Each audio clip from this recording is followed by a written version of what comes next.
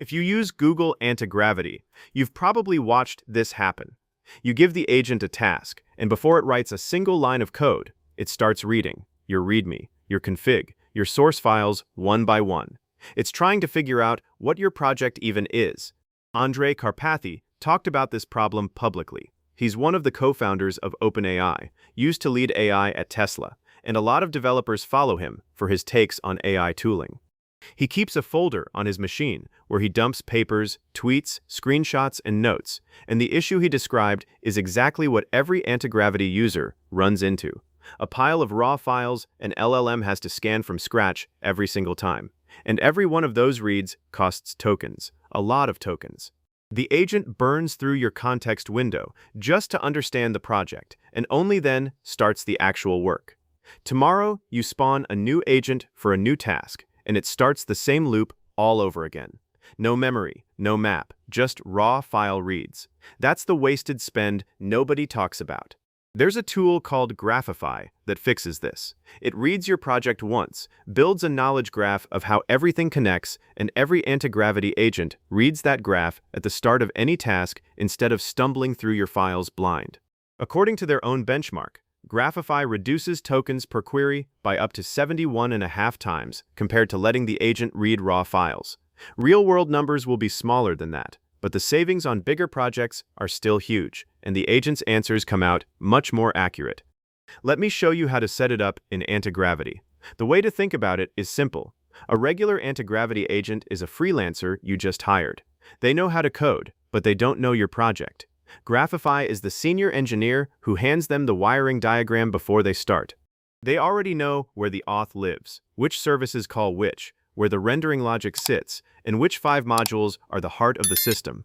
You build that diagram once, and every agent you spawn after that gets it for free. And it's not only for code. You can point it at research papers, design docs, PDFs, meeting recordings, screenshots, even YouTube links. It handles all of that in a single graph. But for this video, I'll stick to a code project so the steps stay clear. Under the hood, Graphify runs in 3 passes, and it's worth knowing what each one does because that's where the cost decisions live. The first pass parses your code with TreeSitter. It supports around 23 languages: Python, JavaScript, TypeScript, Go, Rust, Java, C, C++, Ruby, Swift, Kotlin, and a bunch of others. This pass is fully local. It reads every class, every function, every import, every call, and it costs you 0 tokens because no model is called. The second pass handles audio and video. If you have meeting recordings, tutorials, or YouTube links in your folder, it transcribes them locally using faster Whisper. Again, no API tokens, nothing leaves your machine. The third pass is the only one that actually costs money. For markdown files, PDFs, images, READMEs, and docs, it sends them through your model provider with parallel sub-agents to extract concepts and relationships. This runs once per project. After that, the result is cached using a SHA-256 hash, so when you change a file later and run an update, only that file gets reprocessed. You don't pay for the same content twice. Everything merges into one graph, then a clustering algorithm called laden groups related nodes into communities. No vector database, no embeddings. It's pure graph structure. Each community ends up being a kind of neighborhood, like authentication logic or rendering or whatever your project is built around. All right, let's get to the install. Before anything, check your Python version. Graphify needs Python 3.10 or newer. If you're on something older, update it first because the install will fail, or you'll hit weird errors later. On Mac, just use Brew. On Windows, grab the latest installer from the Python website. On Linux, use your package manager. Once Python is sorted, open Antigravity. Open the project folder you want to graph, and open the built-in terminal. The install is 2 commands. First one is pip install Graphify. Pay attention to the spelling. The package name ends in double Y. There are other packages on PyPI with similar names that are not the official one, so don't grab the wrong one. After the package installs, run Graphify install -- platform Antigravity. This copies the skill file into the right place for Antigravity to pick it up. Next is the part that makes Graphify always on. Run Graphify Antigravity install. Antigravity does not have toolhooks like some other agents do, so the way Graphify makes itself always available is by writing two files for you. It writes .agent/rules/graphify.md, which Antigravity reads with every conversation, and it writes .agent/workflows/graphify.md, which registers /graphify as a slash command in the editor. So now any agent you spawn in the agent manager already knows the graph exists and is told to read the graph report before doing anything else. This is the piece that actually changes the agent's behavior day to day. Without it, you'd have to remind every new task to use the graph. With it installed, every agent in mission control just has the context automatically. Now let's build the graph. In the Antigravity editor or terminal, type /graphify followed by a dot. The dot just means current directory. You can also point it at a specific subfolder like /graphify./src if you want to graph just one part of your project. If your repo has stuff you want to skip, drop a .graphify_ignore file at the root. Same syntax as .gitignore.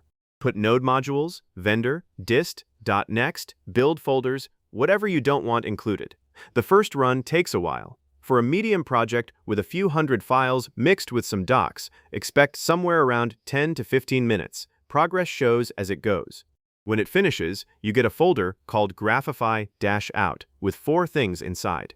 A graph.html file you open in your browser, a graph-report.md, which is the high-level summary, a graph.json, which is the full machine-readable graph, and a cache folder. If you open graph.html, you'll see a star map of your project, colored dots with lines between them. Each dot is a function, a class, a doc, a concept, an image, whatever was in your folder. The big dots are what Graphify calls God nodes, the things everything else connects to. If 40 files in your codebase touch a specific module, that module shows up as a big node. Click any node, and the side panel shows you which files it lives in.